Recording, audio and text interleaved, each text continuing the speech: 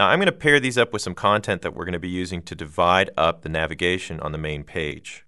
Let me minimize these down and we'll take a look at that front here. I think I'll leave the mechanic photo up just for a second. We've already got 4 big buttons identified at the top here, and I'm going to be using these photos to accentuate those and still pulling the colors up and using a little bit of transparency. But we're going to be breaking them up as follows. Our first button is going to talk a little bit more about the company itself, a little history, a little who we are type of section for the website.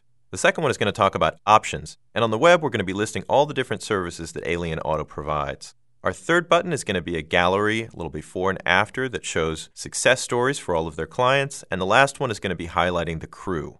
Now I've saved the mechanic picture because I'm going to use that to start. I'm going to start dropping these pictures into the areas designated for our main navigation buttons. To get that going, I'll just click on the Move tool. I'll go over to the mechanic photo, grab it, and drag it on into our color layout. Now, as you can see, one of the big things we're going to be doing in Photoshop right now is doing any adjustments we need to these pictures, and obviously cropping them and scaling them a bit so they fit with our layout. Now, I've already got some scale handles here, so I might as well do my scale operation. I want to drop this one on in, and I'm holding the Shift key down so that I constrain the proportions to the original photo, and I'm going to scale it down so it's going to fit in that area a little bit better. Now I'll just commit to that transform by hitting the Enter key, and we'll use that as a temporary placeholder. Now notice up here in the options for my Move tool that I do have the Show Transform controls on. So that's what's giving me the handles and allowing me to make very quick changes to the size and scale of all of these images. That's going to help us out for now, so we'll leave that there. Now just to make things a little bit easier for placement, I'm going to go over to my layers and make a couple changes. First of all, I'm going to bring the button background up. That has the color swatches that we're using and also the size and placement of the buttons set for us. I'm just going to drop the opacity down to somewhere around 40 or 50 and bring that layer up above where I've inserted my image. Now you see I can use the yellow box as a placement for the size of my final image because we're going to crop away the rest of this and leave ourselves with a nice placed image that we can use to set up the graphic for our button. Let's finish our button placement and set up the crop. I'll reselect that layer. Now that I can see the extents, I can do some quick changes.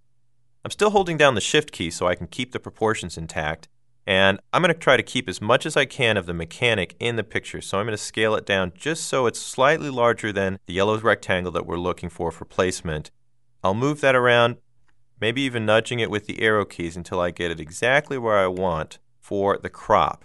I'll hit Enter to commit to that transform, and now we'll set the crop up.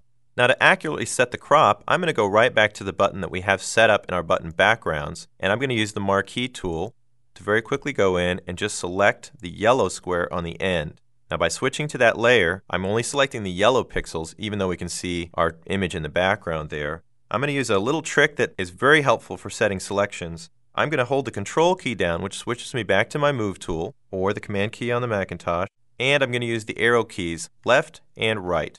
Now you can see what that did. By moving it 1 pixel left and 1 pixel right, I end up with the selection exactly in the same place as it started out, but I've also shrunk the selection right around the area that I'm looking for and eliminated all the rest of those pixels. To finish off the crop, all I need to do is switch back to layer 1. You'll see my selection still intact, and I'm going to use a vector mask down here at the bottom of my layer window to crop off the area outside the selection. Now that's going to be really helpful going forward because you'll notice I still have all of the original image. I haven't cropped anything away or thrown away any pixels. So if our client wants a little bit more of the face of their employees in there or a little bit less, we can unlock the image from the mask, and I can do individual manipulations by selecting just the image side, and once again I'll hold Control down to use my Move tool, and I can move the image around inside of the vector mask and change its placement. It's these kinds of quick changes that are going to allow us to keep flexible and adapt to whatever our client wants, and at the same time not have to rebuild entire mock-ups or layouts for a web page. Now I'm just going to relock this back up so we don't mess it up later, and I want to do the same kind of thing for the other images we brought in. For our gallery section, I was going to use this purple flame car. Really nice paint job on the car. So let's bring that on in. We'll review the steps. First, I'm going to use my Control key to access the Move tool. Inside the purple flame car JPEG, I'll just grab it on out and drop it into my color layout. I can go move it down. Now I'll have to select my Move tool to get access to those transform handles. So I'll press the V key. That'll switch me over to the Move tool, And holding Shift, I can proportionally constrain this so that we can get the image right set up for our next button, which is indicated by the orange square.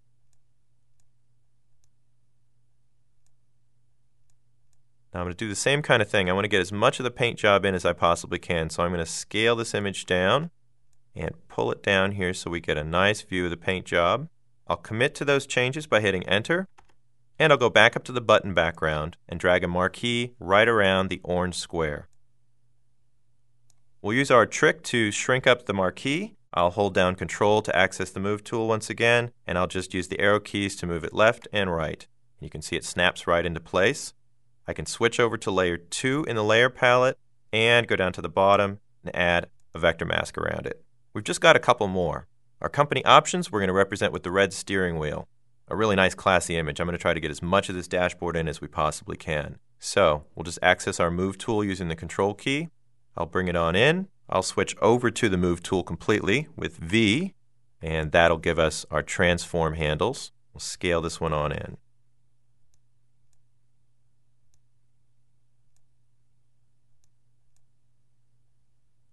Now here I'm going to snap it right to the bottom edge of the line, and actually that scale looks pretty good. I'm getting a very good view of the steering wheel in there. Now since snapping's turned on, I can snap that right to the edge of that pink rectangle, and that'll allow me to get as much as I can out of the image without cropping too much of that steering wheel away and getting all that beautiful dashboard. I'll commit to the change with Enter.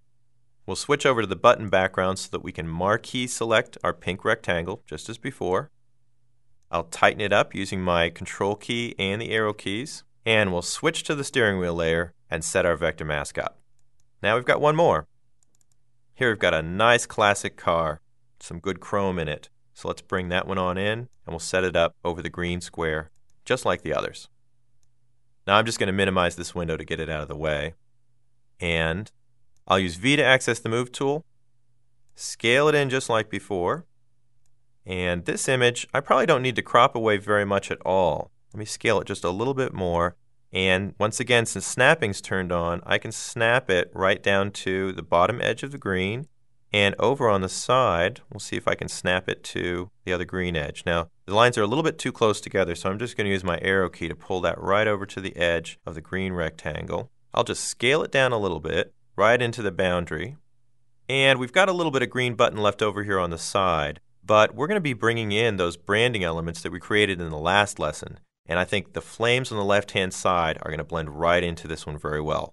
Now in this particular image, I don't think I need any cropping for right now. We might need to change that later, but I'm just going to commit to that change, and we should see our graphics dropped right on in. Now since we're done moving things around for a while, I'm going to click off the Show Transform controls for our Move tool, just because that'll get those elements out of the way. It's a good thing I did because I can see a little edge of my image sticking right up here over the top. So just to complete this out, I'm just going to finish this with a vector mask just like we did the other ones. I'm going to use the Marquee tool. I'll go up to my button background and select the green rectangle.